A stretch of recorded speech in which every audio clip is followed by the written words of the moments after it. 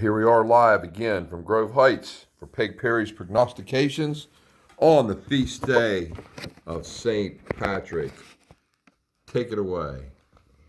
Hi, good morning. Today is the feast of St. Patrick, and I thought to myself, I wonder how many people know who St. Patrick is. I mean, they have, every year they have the big St. Patrick's Day parade, which they had to cancel this year. On St. Patrick's Day, people wear green. The symbol of St. Patrick's Day is the shamrock. But if you were to ask the average person, what's the shamrock? Who's St. Patrick? Most people couldn't answer. So I decided today I would tell you who St. Patrick is, because today is St. Patrick's Day, and we celebrate St. Patrick. And why in New York do they have thousands and thousands of people parade every year? What is this in New York? I want to give you some background. St. Patrick was born in Britain in the late 4th century. That's 300 and some. His father was a priest in the church. See, in those days, in 300 and some, priests could be married. Anyway. Where was he born? In Britain. Britain. Now, St. Patrick was not a believer. He was just young, he's 16. He wasn't a believer. He was just young. But at age 16, he was kidnapped and put on a ship and taken to Ireland as a slave. The ships would pull in, they would steal the young people, like we have things today happening, and he was put on board ship and he was taken to Ireland as a slave. He spent 6 years as a herdsman. Patrick's master was a high priest of the Druid. The Druids were the pagans at that time. So, for 6 years, that's what he did. He was a slave. But one night he was dreaming of a ship in which he was to escape, and he was ready. So he fled his master and found passage to Britain. When the ship came, he ran and hid on the ship. Then in another dream, he dreamt that he returned to Ireland as a Christian.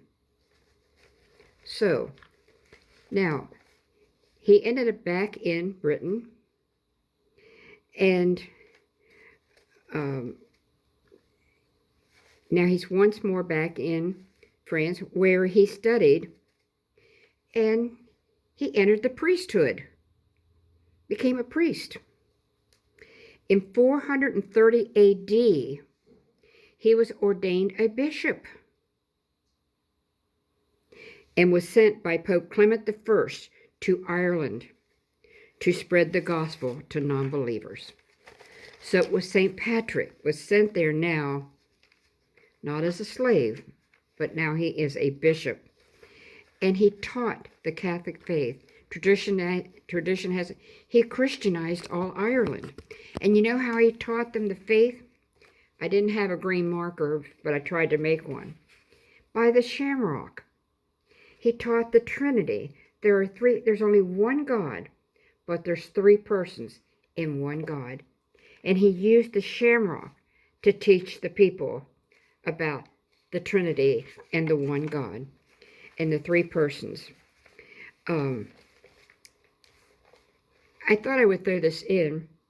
If you were to fly over Ireland and look down, you would see this land that juts out into the water. It's so beautiful, and it's very green. And that's why it was called the Emerald Isle.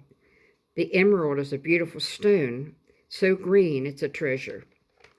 And the wearing of the green became the traditional folk song that dates back to the Irish Rebellion in 1798, when the Irish rose up against the British.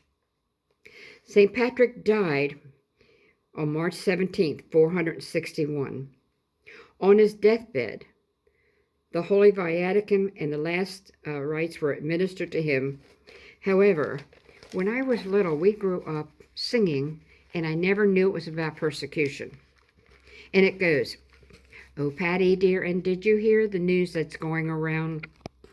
The shamrock is forbid by law to grow on Irish ground. St. Patrick's Day no more will keep, its colors can't be seen. They're hanging men and women for the wearing of the green." It was about persecution.